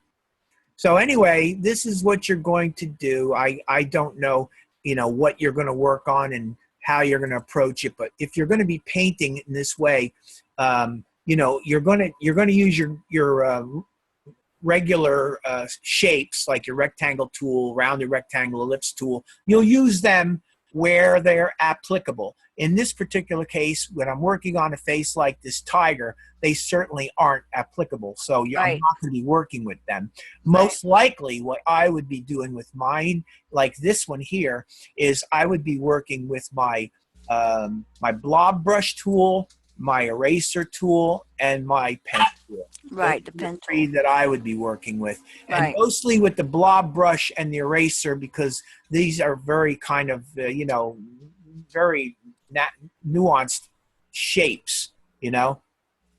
Right. Yeah. So that's what I would do. And then what you would do again is, as I showed you, let's go fit artboard and window. All right. You just keep working on this guy until you end up with this. You end up with this guy. All right. Now, last week, one of the things that I did last week that I wanted to talk to you about a little bit is PDFs, because they're asking you to submit these as Adobe Illustrator files. Right. Okay, I don't mind if you send the Adobe Illustrator file, but there's probably something that you should know, and that is that if you go File, Save As, and if you come in here, and I'm going to go Tiger Color, instead of Adobe Illustrator, go to Adobe PDF. Okay? Adobe Tiger Color, Adobe PDF, and I'm going to hit Save. Okay. If you go here, see where it says Preserve Illustrator Editing Capabilities? Right. Yeah, I might have mentioned this last week, but I really want to remind you that when it is checked like that, it means that this particular PDF, if you go with Illustrator Default and Preserve Illustrator Editing Capabilities, Right. what you're able to do is you're able to open this PDF up in Adobe Illustrator and save it as an Adobe Illustrator file, and it's almost like the original Adobe Illustrator file that it started out as. So the layers and everything would be in there. Everything's preserved. Yep. Right. Okay. Everything's Good. preserved. All the shapes are editable, just like as if you were sending an original Adobe Illustrator file. So it's Okay. kind of important for you guys to know that, because that's something that you know, is an option for you that you can do. I don't think you're going to have too much trouble. Excuse me. I'm not going to say you're going to have any trouble sending this stuff to me. You'd probably be okay doing it. But again, I think it's important that you know these things. I mean, No, I think so too. Yeah, definitely. yeah, I always try to talk about things in my class that are collateral, because Illustrator's rich with stuff. And the bottom line is that you need to know this program. I mean, this is something that you absolutely need to know. So my recommendation for anybody is to find things that you can work on that you'll really enjoy doing. Right. That will cause you to want to do it, and it will cause you to stay with it longer, meaning that you'll learn it quicker. This is definitely one of those programs you want to know. So I'm going to get out of here because I don't need to save this thing. You get the idea, though, generally. Yes. One other important thing that you also have to understand, and this is for next week, I'm mentioning it. I'll be mentioning it again. When you are saving images and sending them to me that have text in them, like, for instance, let's say I have the word tiger.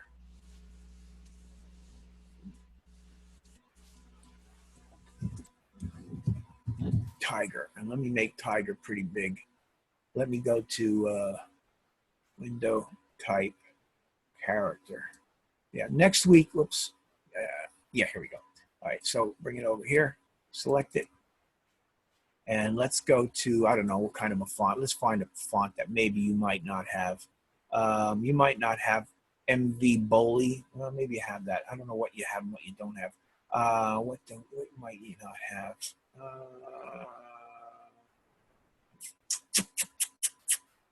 Probably all of them. Maybe not. Spumante. You might have it, you might not.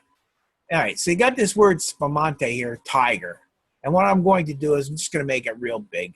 Make it real big so you can see it. There we go. Okay, so just make this thing big.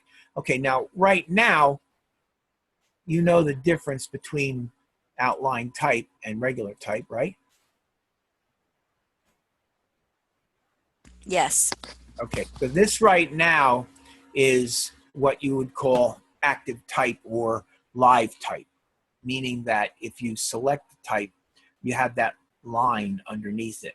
And that line underneath it tells you as a graphic designer that I can click and change the lettering, or I can change the font, I can change the color, I can do, all the different things that you can do to fonts, right? But if you save this thing, file save it as a PDF, okay, and hit save. Right here, preserve Illustrator editing capabilities and Illustrator default, and you send it to me. If I open it up as a PDF, I'm going to hit, again, cancel. If I open this thing up as a PDF in Acrobat, the type will show just as it was set. If I open it up in Adobe Illustrator, on the other hand, it will no longer be looking at it as a image. Well, it won't be looking at it as a PDF. It will be looking at it in the world of Adobe Illustrator. And if I don't have that font on my machine, what's going to happen is it's going to register as a flaw. It's going to come up and tell me that the font is not available. Right.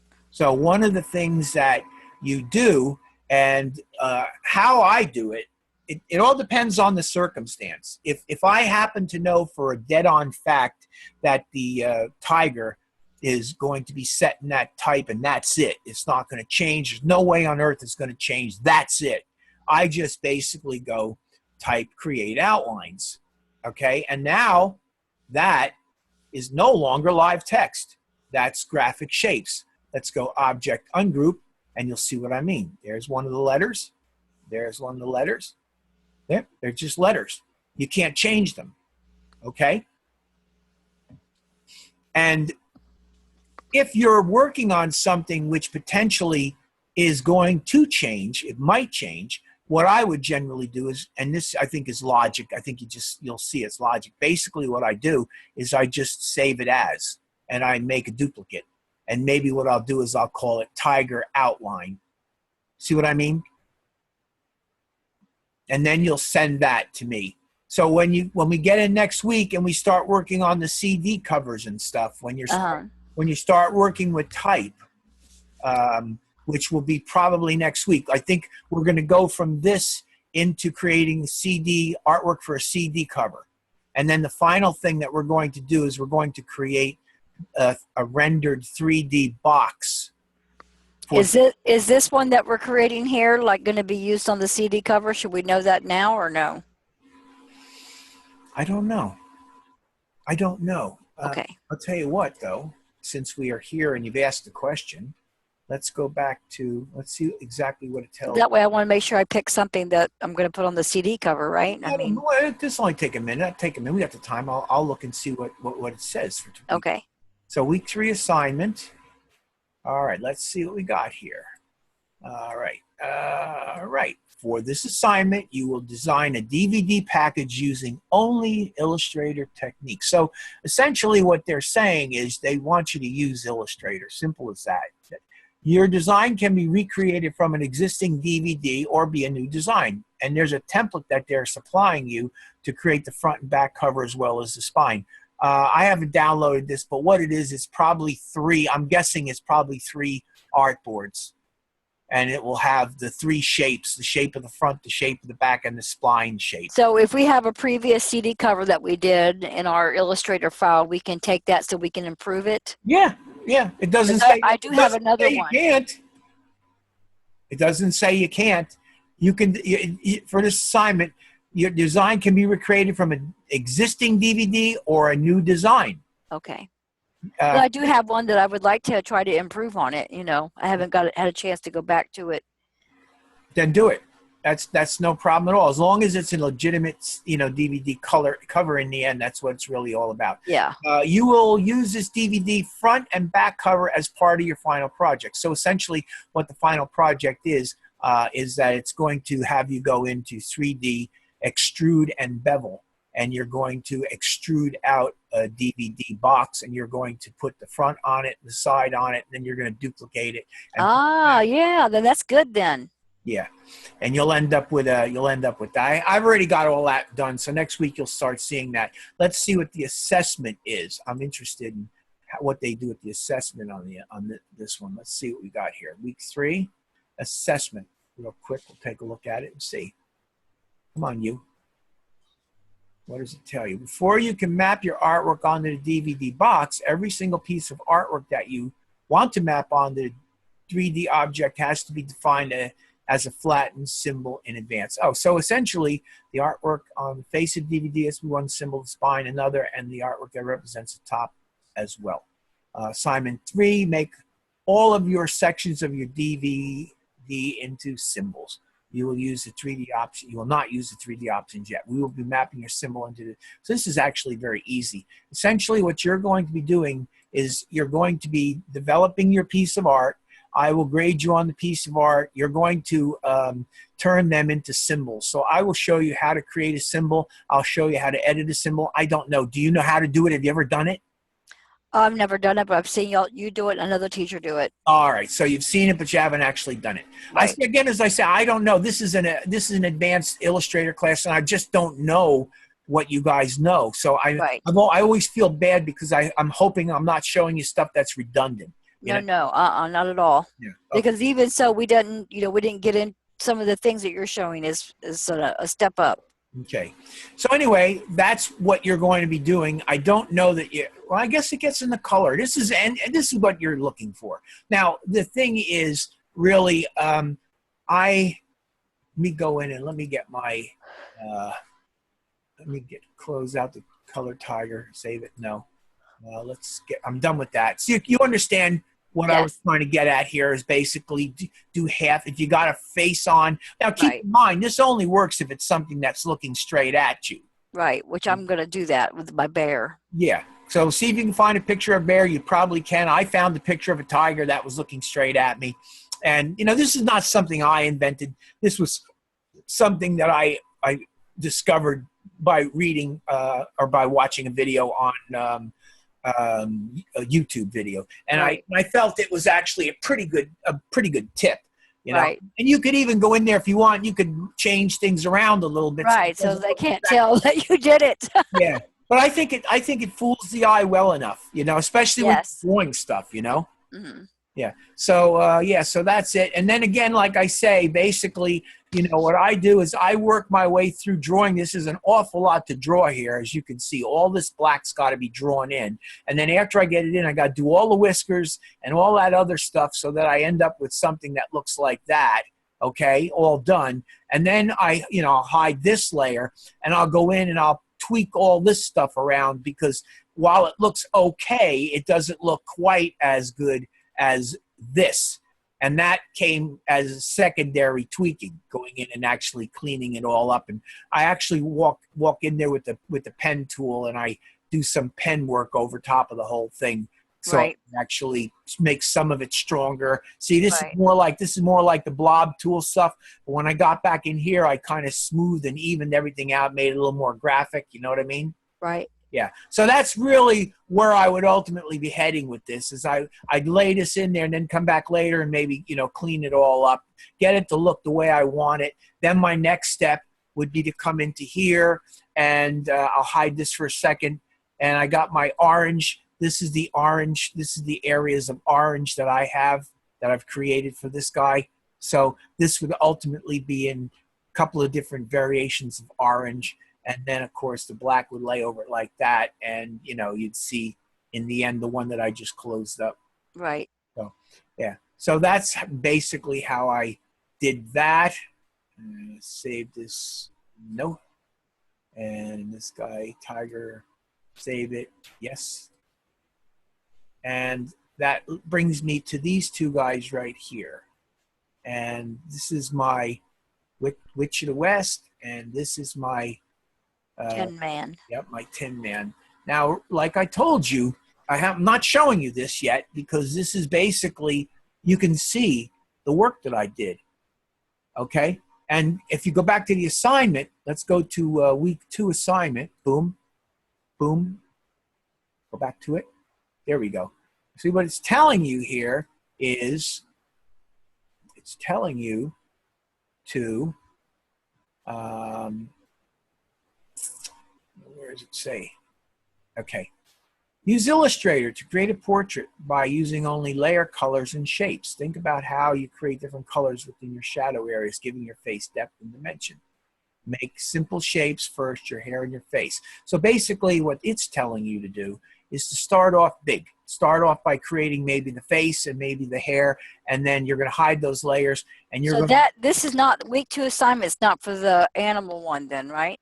No, the animal, what I'm saying is you could use an animal. That's all I'm saying. Is right, that right. Okay, I just wanted to make sure though, because I actually have 2 portraits I did, one of my daughter and one of my granddaughter, but I didn't finish the granddaughter one, and my daughter one could be improved on.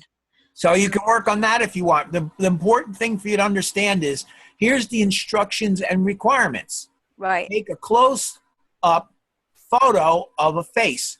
And even though that's a tiger, it's still a face. Right. You know what I mean? So Gotcha. if you want to interpret that way, you're not going to have me turn around and say, hey, you did a tiger and you didn't do a face. I'm not that kind of person. What I'm concerned with is that you do your best and that you actually enjoy playing with and studying and understanding and learning this tool. That's why I tell you things and show you things, hoping that it will help you when you do this. Right. Well, I just wanted to clarify, just so I would know for sure. You know, because like I said, I do have 2 portraits already did that. I would love to finish the one or fix the other one. Well, you could do that. You could go in and you could work on that. But the bottom line is, what it's telling you is close up of a face. It could be yours, a friend, a family member.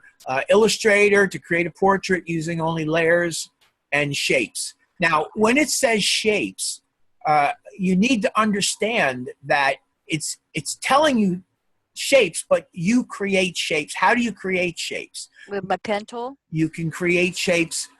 Look, this is the important thing for you to understand. Or just the shapes itself. So when you talk about this tool right here is the selection tool. This is your direct selection and your group selection tool. This is a selection tool. This is a selection tool. So all those are selection tools, okay? That tool right there, that tool right there, that tool right there, that, and these, okay? And all these actually, line, segment, arc, spiral. All of these tools, this tool here is a shaper tool, pencil tool, smooth tool, path eraser. All of these tools, and this is your eraser tool and your scissor tool and your knife tool. All of these tools from here, here, here, here, here, here, and here. All of these tools right there are shape tools. So the important thing is for you to understand. It tells you that you want to make shapes. So you can use any combination of those tools that you want to create your shapes. And that's important for you to understand, because the bottom line is I want you to learn the program. And I'm not saying you have to use type. You can use type if type's somehow or other incorporated into your design. Right. But I'm more concerned that you find an image and you explore the possibilities that exist with these tools. I showed you the pen tool. I showed you a little bit about the type tool. We didn't get into it yet. We will. Okay. This tool here, the curvature tool, I have no clue as to what that does because I've never even used it. I've never used the thing. I have no idea what it does. Right. Oh, it creates curved lines, it looks like. Yeah, see, it's creating curved lines. There you go. Creates a curved line. Right. It's pretty cool. You might explore that. I haven't explored it. I haven't done anything with it yet. The line tool I find rather disappointing, so I don't use it very much. The arc tool I seldom use. The spiral tool, I don't know whether you remember or not. Did you actually get to watch the 2 videos recordings? You may have yesterday? From last week. Oh, yes. Okay, did you see when I was working on the candy? Yes. Okay, do you remember at the top? You were, I think, in the class at the time, weren't you? Yeah, I was there. I can't remember if I was there all the whole thing because I had so much going on last week. Anyway, I made this candy and I used the spiral tool to make one of The the, symbol, right? yeah, I made a symbol for that candy. So that I've used it, but I don't use it very much. These tools I use a lot, all the time. I hardly ever use the flare tool. It's not, the flare tool is one of these weird things. It's not really even a true shape. It's Right. something that just kind of, I think it really more exists in the realm of Photoshop than Illustrator. So anyway, these are your tools. Any one of these tools you can use. And I consider these to be a drawing tool too, because you can cut things apart in several different ways and you can erase things, which is very cool. You can take a shape, like for instance, I'll come over here. Let me go back. Let's go to view and let's go to GPU preview. So these are the pieces that I did. There's the Wicked Witch of the West, and that came from a photograph of her. And that pose of the Tin Man, that came from a photograph of him. Right. So, I mean, the reason I'm showing them is because this is exactly what you are being asked to do in your assignment.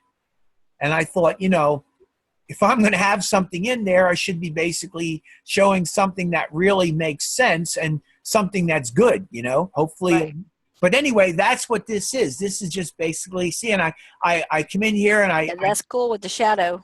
yeah, all that is basically, believe it or not, what I did was I took her and I selected all of her. It was ungrouped. I selected the whole thing. I don't know whether I can actually do it to show you. Let's go object, ungroup. Yeah, I lose my thing. Oh, let me go hide this. Let me hide it. Object, hide selection. There, okay, and I'm going to hide this object, hide selection. I'll see now. So there's actually three of these things. Right. I select that object, hide selection. There we go. And I'm going to hide this one. Right. Object, hide selection. All right, so there's my witch. And I drew the witch just by, you can see there's set. Look, what does it tell you to do? Yep. Right? It tells you to use Shapes. simple shapes. Yep. Okay. Come on, that's not a simple shape. Right? That's not a simple shape. See? Yep. That's not a simple shape.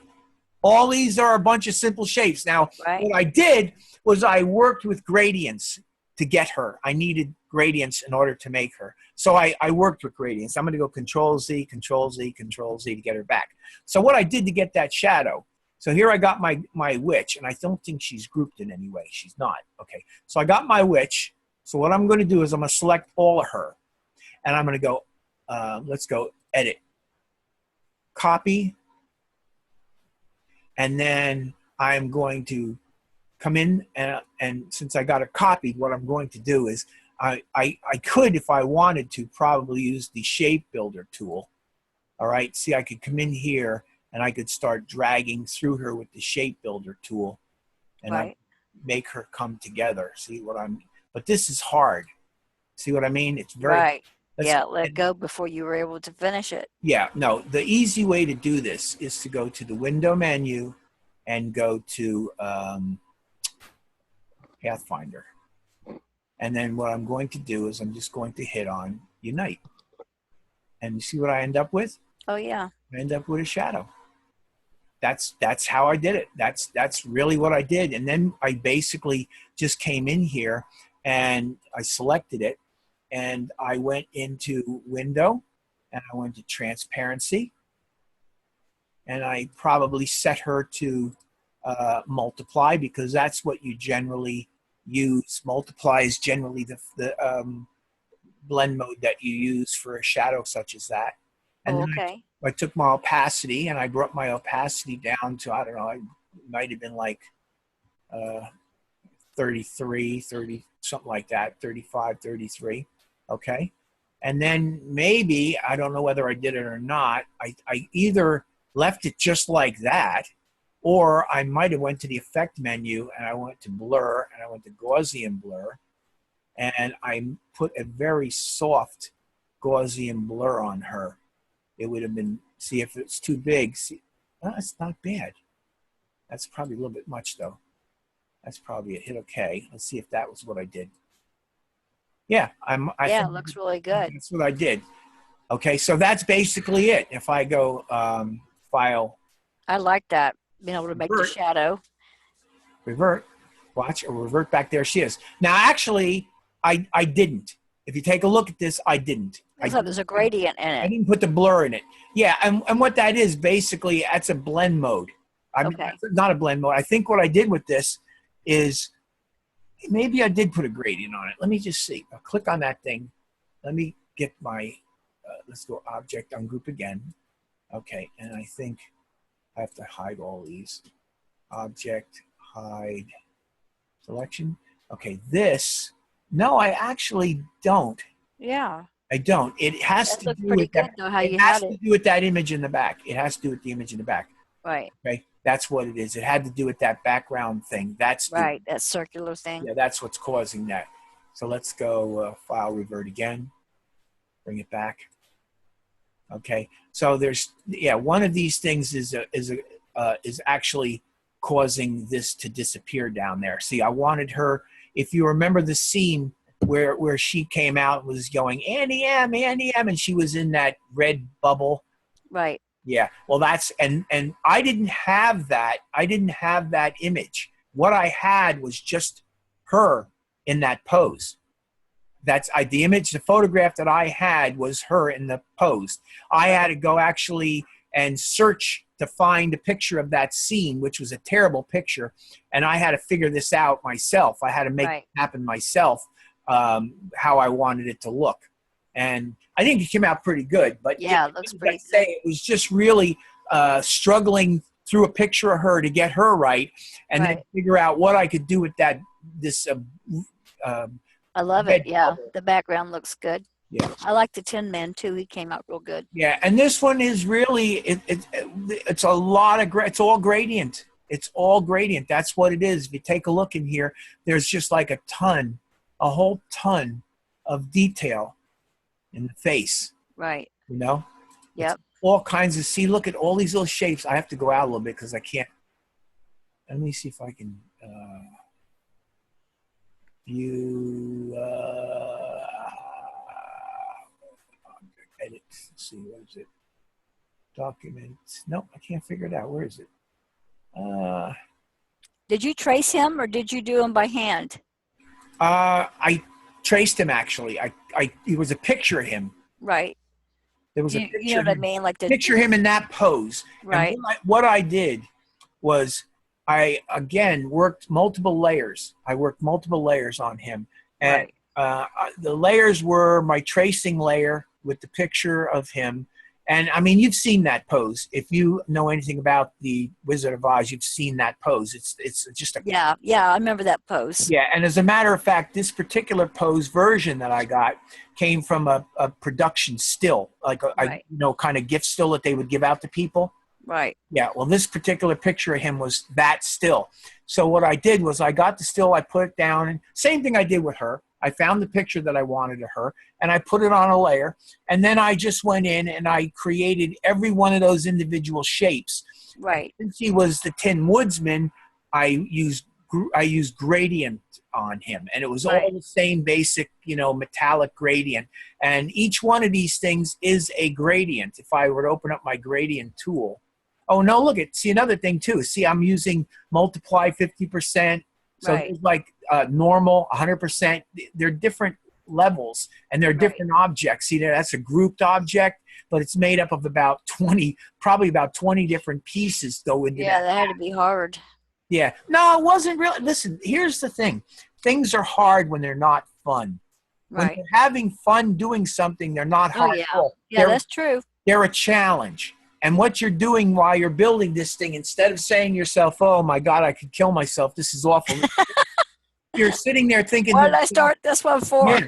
No, you don't feel that way. What you're doing is you're thinking to yourself, what can I do to make this look better? That doesn't look quite right. What do I need to do to make it right? And you're working it out, and there are just, I mean, it's unbelievable. I'll get the group selection tool and show you. There's a ton of different little shapes in here. Look at, there's that thing.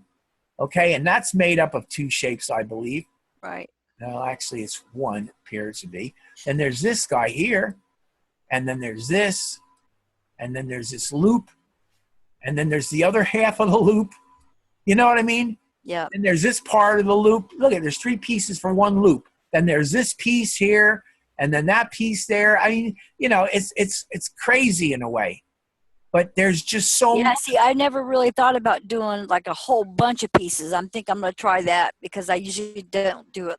I do some. I mean, I have to do some, but Yeah, why I'm tearing this thing apart is because I want you to, this is, in a way, this is exactly what the assignment's asking you to do. It's Right. asking you to take a face and do something to make that face look real. And, Right. and in order to make a face like hers look real, I had to come in and I got to make all these little shapes that would work together to give me the illusion of her face. And it's the same with this guy. I mean, like, I had to come in here and I had to make all these little, there's just many, many, many, many little pieces of him. See? And as you take these things apart, you see he doesn't look so much like himself anymore. See what I mean? Right. So each one of those little pieces were built one at a time. And then, you know, on top of it, other little pieces to try to build up the character of his face so that it, you know, looked real. Now you're going to make sure all this is going to be recorded too, right? But for tonight. No, it's being recorded right now. Okay, we're good. recording it. I'm recording Okay. it right now. All Yeah. right, good. So, yeah. So, you know, again, I go file revert. I'll revert this thing back. And there he is. He's all back together again. And it's hard because I can't seem to get him to zoom in very much. That's probably about as good as I can go. But you see what I'm saying? If you look at the face, I mean, it doesn't look, I wouldn't say it looks 100% like the guy who played the It looks a lot like him. It does look a lot like him. It looks enough like him that, you know, it sells clearly who it is. And, it, you know, it's the same thing with Margaret Hamilton, you know.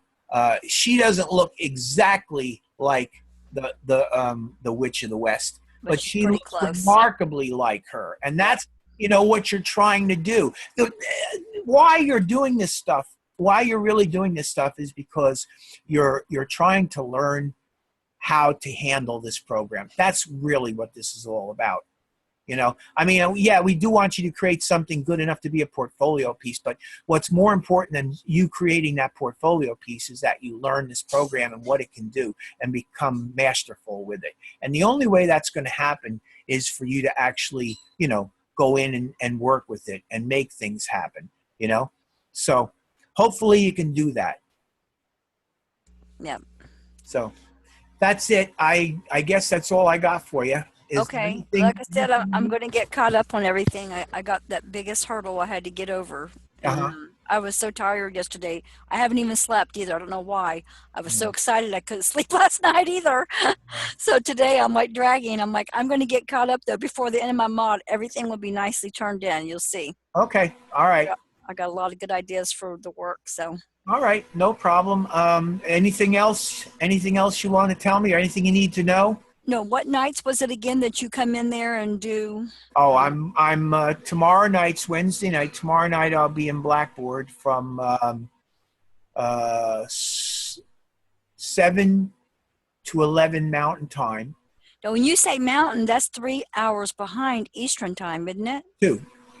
Mountain Time's only 2. I thought 2. Okay, 2. Okay, good. That's why I got a mistake on there then. I actually start at 9. Right. And I go till 1, which is 7 to 11 Mountain Time. Okay. And then on Saturday I start at 7 and I go till 2, which is I go 9 to 2, which is 7 to 12. So tomorrow night it's 7 to 11 Mountain Time. Okay, got it. All night. Okay, sounds good. Okay. If I can stay up that late, I'll try to make it over there. Okay, very good. And if you need anything else, let me know. If you check out my announcements, you'll see that we also have a learning coach. Right. Okay. Okay, sounds good. Thank you so much. Very good. You have a good night. You too. Bye-bye. Bye-bye.